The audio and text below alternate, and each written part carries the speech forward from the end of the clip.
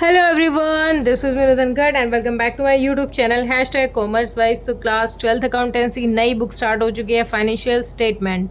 तो इसके first chapter पर हैं अभी हम फाइनेंशियल स्टेटमेंट ऑफ कंपनीज। इसके बारे में करेंगे डिस्कस की टॉपिक हमें क्या कह रहा है, कंपनीज वर्ड स्पेशल क्यों लिया है। तो अभी पढ़ते हैं सबसे पहले फाइनेंशियल स्टेटमेंट ऑफ कंपनीज। हाँ बेटा, जो बच्चे थोड़ा सा नेगेटिव बोल रहे हैं, जैसे कोई कहता है कि हेलो गाइस बोला करो, कोई कहता है कुछ कि हेलो लर्नर्स, तो बेटा सबका अपना अपना तरीका होता है बोलने का। अब सबकी बराबरी तो की नहीं जा सकती। अब मैं ये कहने लग जाऊँ कि सबके फॉलोअर्स इतने हैं और मेरे इतने कम क्यों हैं, तो कहीं ना कहीं रीज़न सबका अलग अलग है। मेरे लिए ये चीज़ें मैटर नहीं करती, मेरा तरीका है, मैं वैसे ही करूँगी। ठीक है, चलो छोड़ो इस बात को। आज कर रहे हैं अपनी नई बुक स्टार्ट कर रहे हैं, कंपनी वाली बुक है ये, मतलब फाइनेंस स्टेटमेंट्स जो बनाएंगे कंपनीज़ की, उसके बारे में करेंगे डिस्कस। हाँ, और जो अपनी बुक है पार्टनरशिप फंडामेंटल एनपीओ वाली, वो अपनी कंप्लीट हो चुकी है और सारे के सारे चैप्टर बिल्कुल एक एक क्वेश्चन और थ्योरी मैंने प्लेलिस्ट बना के अपने चैनल पर डाल रखी है। तो आप प्लेलिस्ट जाके चेक करें, बिल्कुल डिटेल्ड में सारी चीज़ें हैं। उसमें कोई डाउट रहता है तो आप कमेंट सेक्शन में डालिए, वो भी आपका क्लियर किया जाएगा। तो आज स्टार्ट करते हैं फाइनेंशियल स्टेटमेंट्स ऑफ कंपनीज। होता क्या है फाइनेंशियल स्टेटमेंट्स? आप सिर्फ स्टेटमेंट्स की बात करें, फाइनेंशियल स्टेटमेंट्स होती क्या थी, हमने पहले भी देखा था। जैसे फर्म्स की बनाते थे हम फाइनेंशियल स्टेटमेंट, बैलेंस शीट बनाते थे, पीएनएल बनाते थे। वो क्या था, वो एक अकाउंटिंग जो हमारी इन्फॉर्मेशन थी, वो एक प्रोसेस थी जिसमें हम क्या करते थे, एंड में जाके अपनी जितना भी अकाउंटिंग डाटा था उसको समराइज्ड फॉर्म में इकट्ठे करते थे। वो समराइज फॉर्म हमारी बैलेंस शीट होती है, हमारा पीएनएल होता है। पीएनएल क्या बताता था, पीएनएल हमें प्रॉफिट एंड लॉस बताता था। बैलेंस शीट हमें क्या बताते थे, बैलेंस शीट बताती थी कि हमारी लायबिलिटी और एसेट्स के बीच में क्या रिलेशनशिप है, वो हमें क्लियर करती थी। ठीक है, तो इसमें भी कुछ अलग नहीं है। ये भी क्या कह रहा है, financial statements are end products of accounting process. Accounting process होती है जो उसके एंड प्रोडक्ट होता है, लास्ट में किए जाने वाली प्रोसेस काम होता है ये। दे प्रोवाइड इंफॉर्मेशन, ये क्या देता है, इंफॉर्मेशन देता है अबाउट प्रॉफिटेबिलिटी। प्रॉफिटेबिलिटी कौन देगा, statement of profit and loss account. ठीक है, यहाँ पर profit and loss account use नहीं किया जाएगा, यहाँ पर बोला जाएगा statement of profit and loss and financial position. Profitability अगर मैं फर्म की बात करूँ तो प्रॉफिटेबिलिटी कौन बताता था, बताता पीएनएल, और फाइनेंशियल पोजीशन कौन बताता था, बैलेंस शीट। तो यहाँ पर अगर हम बात करें तो अकॉर्डिंग टू सेक्शन 240, अब हमें कंपनीज एक्ट 2013, अब देखते हो पार्टनरशिप एक्ट के बारे में पढ़ते थे ना, अब आ गया कंपनीज एक्ट 2013। इसके सेक्शन 240 के अकॉर्डिंग हमें क्या क्या बनाना है, हमें बनानी है एट द एंड ऑफ एक बैलेंस शीट बनानी है। कैसी बैलेंस शीट होगी, एक वर्टिकल बैलेंस शीट होती है कंपनी की, फर्म की होती है हॉरिजॉन्टल। इसके बारे में भी डिस्कस करेंगे, बैलेंस शीट बनेगी। अब यहाँ पर पीएनएल अकाउंट नहीं बनेगा, यहाँ बनेगा statement of profit and loss. क्या बनेगा, statement of profit and loss. गलती से भी भूल के पीएनएल अकाउंट नहीं कहना है, पीएनएल कह दोगे चल जाएगा, पीएनएल अकाउंट यूज नहीं करना है, क्योंकि हम क्या बना रहे हैं, statement of profit and loss for the financial year. अब यहाँ पर कैश फ्लो स्टेटमेंट। अब ये ऊपर वाले वर्ड तो हमें जाने पहचाने से लग रहे थे, क्योंकि पार्टनरशिप फॉर्म बनाई थी, उसमें भी हमने पार्टनरशिप फॉर्म 11th क्लास में जब हम कर रहे थे तो भी हमने ये चीज़ कवर की थी। और कैश फ्लो स्टेटमेंट, अब यहाँ पर कैश फ्लो स्टेटमेंट की बात चल रही है, तो कैश का फ्लो वो इनफ्लो भी हो सकता है, आउटफ्लो भी हो सकता है। तो जिसमें हम कैश का फ्लो, कहाँ कैश गया है, कहाँ से कैश आया है, उन चीज़ों को करते हो रिकॉर्ड, वो होती है हमारी कैश फ्लो स्टेटमेंट। इसमें 3 तरीके की होंगी हमारी एक्टिविटीज़ होंगी, जैसे इन्वेस्टमेंट एक्टिविटीज़ होंगी हमारी, और ऑपरेशन इन्वेस्टमेंट, और क्या था, मैं नाम ही भूल गई, एक सेकेंड, सॉरी नाम ही भूल गई थी। इसका ऑपरेटिंग एक्टिविटी होती है, इन्वेस्टिंग एक्टिविटी होती है, और फाइनेंशियल एक्टिविटी होती है। कहाँ से पैसा आया, कहाँ लगाना है, कितना फ़ायदा कमाना है, कहाँ इन्वेस्ट करना है, कहाँ से पैसा अरेंज करेंगे, वो सारी की सारी चीज़ें, वो इसकी डिफरेंट टाइप की एक्टिविटी होती हैं। लेकिन हम इसमें क्या रिकॉर्ड करते हैं कि पैसा कहाँ से, पैसे का इनफ्लो है और कहाँ से पैसे का आउटफ्लो है, बस इतना ही देखते हैं। आगे है ए statement of change in equity. अब यहाँ पर एक स्टेटमेंट रेडी की जाएगी, इक्विटी मतलब शेयर होल्डर्स हमारे।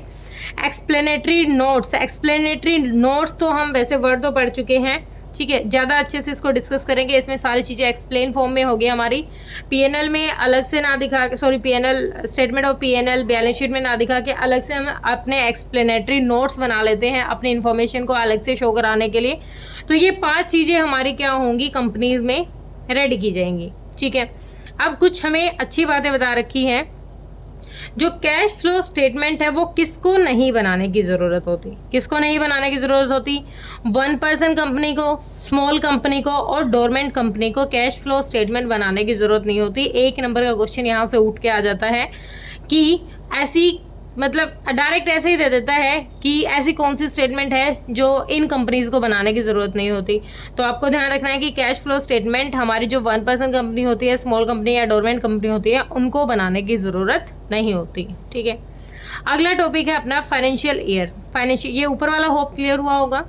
अगला है फाइनेंशियल ईयर। तो फाइनेंशियल ईयर, ये सेक्शन बहुत अच्छे से याद करने हैं। Section 241 of Companies Act 2013, all the companies are required to have a uniform financial year which shall be period from 1st April to 31st March।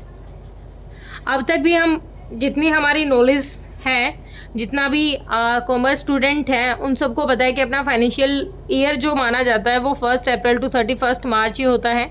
लेकिन सेक्शन 241 में कह रखी है ये बात कि जो भी कंपनी होगी उसको अपना फाइनेंशियल जो पीरियड टाइम होगा, ईयर, वो माना जाएगा 1 अप्रैल टू 31 मार्च। ठीक है, only companies which are holding और subsidiary for foreign companies required to follow different financial year. अब वो जो फॉरेन कंपनीज लगा लो, जब फिर या वो फॉरेन कंपनी के अकॉर्डिंग जो ट्रेडिशन फॉलो कर रहे हैं, वो कंपनी क्या कर सकती है, वो अपना कोई दूसरा फाइनेंशियल ईयर, दूसरा मतलब ऐसे नहीं कि कोई और साल, मतलब 1 जनवरी से 31 दिसंबर तक, ये अपना फाइनेंशियल ईयर मान सकते हैं या कोई और भी मान सकते हैं, डिपेंड करता है। लेकिन according to section 241 companies act 2013, जितनी भी कंपनीज होगी उनको एक फाइनेंशियल ईयर अपना मानना पड़ेगा 1 अप्रैल टू 31 मार्च। यहाँ तक की बातें हम पहले भी समझ चुके हैं, बिल्कुल बेसिक थी। आज सिर्फ इतना इस पेज का ही बताएंगे, अगले पेज का अगले पेज पे करेंगे। Value that company should observe while preparing financial statement. अब जब फाइनेंशियल स्टेटमेंट रेडी की जाती है ना, तो एक कंपनी को क्या ध्यान रखना चाहिए? देखो, कंपनी को ध्यान रखना चाहिए कि जो वो स्टेटमेंट्स बना रही है ना, वो ट्रू एंड फेयर हो, बिल्कुल ऐसे हो जिसमें कोई देखने के बाद ये ना लगे कि कोई धोखाधड़ी हो रही है किसी के साथ। बिल्कुल साफ साफ अच्छे तरीके से बननी चाहिए, जिसमें कोई चीज़ स्किप ना हो, बिल्कुल अच्छे से वो रिप्रेजेंट करनी है। क्यों रिप्रेजेंट करते हैं? क्योंकि जो स्टेटमेंट्स होती है ना, स्टेटमेंट्स हम अपने इंटरनल और एक्सटर्नल यूजर्स को दोनों को दिखाते हैं। हमें पता है ये चीज़, हम 11th में पढ़ चुके हैं। तो वो कैसे होने चाहिए? वो हमारी ट्रू एंड फेयर होनी चाहिए। वो कंप्लीटली मतलब सेक्शन 133 के रूल रेगुलेशन के अकॉर्डिंग होनी चाहिए। जो हमारा सेक्शन है 133, इसके मुताबिक जो अकाउंटिंग स्टैंडर्ड्स दे रखे हैं हमें, जैसे हमारा जो कैश फ्लो स्टेटमेंट है वो अकाउंटिंग स्टैंडर्ड 3 के अकॉर्डिंग बनता है। ठीक है, तो उसी के अकॉर्डिंग वो प्रिपेयर की जानी चाहिए। और शेड्यूल कौन सा कहता है? शेड्यूल 3 भी फॉलो होना चाहिए। जो शेड्यूल 3 के अकॉर्डिंग जैसे जैसे हमें गाइडलाइंस मिली हुई हैं, वैसे ही हमें अपने फाइनेंशियल स्टेटमेंट बनानी होती हैं। क्यों बनानी होती है फाइनेंशियल स्टेटमेंट? अब एक बार फिर से देख लेते हैं, दोबारा देखो यहाँ पर। ये चलो दूसरी बात है। अब यहाँ पर कहता है part 1 of schedule 3, part 1 of schedule 3, यहाँ पर पार्ट 1 ऑफ शेड्यूल 3 ने कहा है कि हमें statement of profit and loss account जो बनाना है, और एक सेकेंड, बैलेंस शीट बनेगी अपनी पार्ट 1 ऑफ शेड्यूल 2, और statement and profit and loss बनेगा हमारा पार्ट 2 ऑफ शेड्यूल 3। शेड्यूल 3 तो दोनों में है।